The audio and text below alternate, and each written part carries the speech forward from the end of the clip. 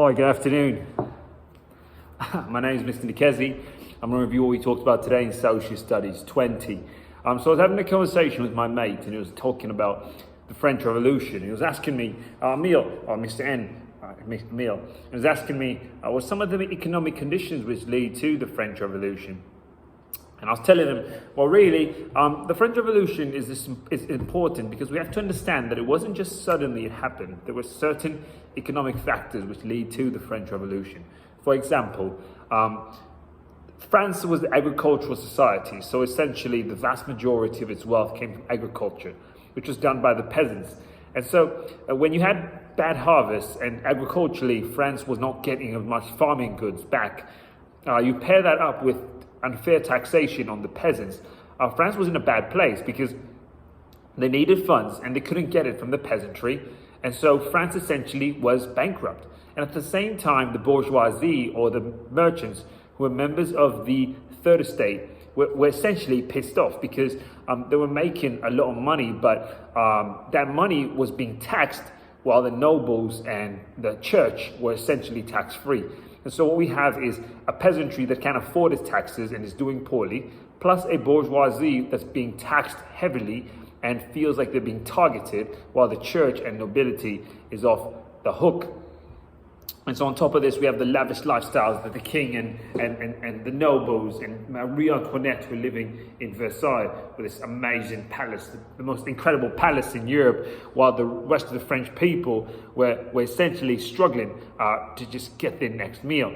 And so this was essentially a perfect economic crisis, economic inequality with unfair taxation on the third estate, bankruptcy due to lavish spending or deficit spending where they make more money, they spend more money than they make.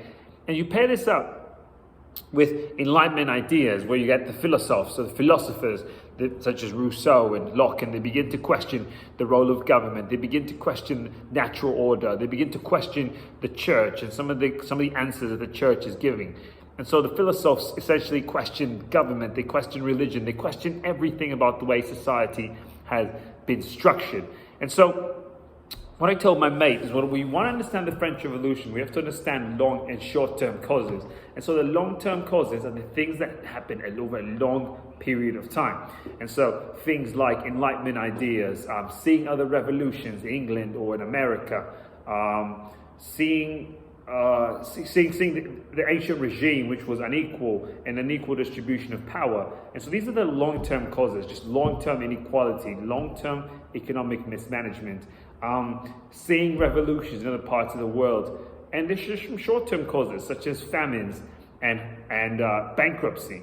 And so when we have to understand that there are short-term causes, things that happen immediately at that time, such as the famine in the late 1780s, as well as long-term causes such as the ancient regime, the old regime, inequality, and seeing other revolutions around the world.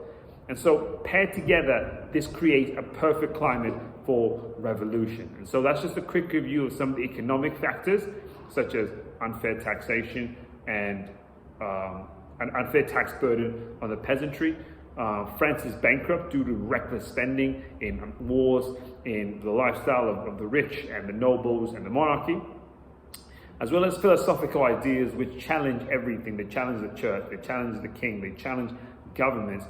And when you take that together, we get long-term causes such as Enlightenment ideas, seeing other revolutions, and economic and social equality, as well as short-term causes such as the famine and fear and bankruptcy. And you pair that up together and we get a perfect environment for the French Revolution. So tomorrow we're going to talk about what actually happens in 1789 and the actual action itself. And so that's a quick review of what I talked about with my mate, and I'll see you guys tomorrow.